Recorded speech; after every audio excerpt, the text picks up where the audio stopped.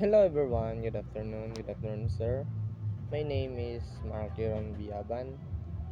I'm 18 years old and I live in Proctris, Labuay, Maigo, Lanao del Norte. I'm a second year criminology student in Tubod College. My hobby is playing online games like Mobile Legend because gaming is my way to relax and have having fun with it.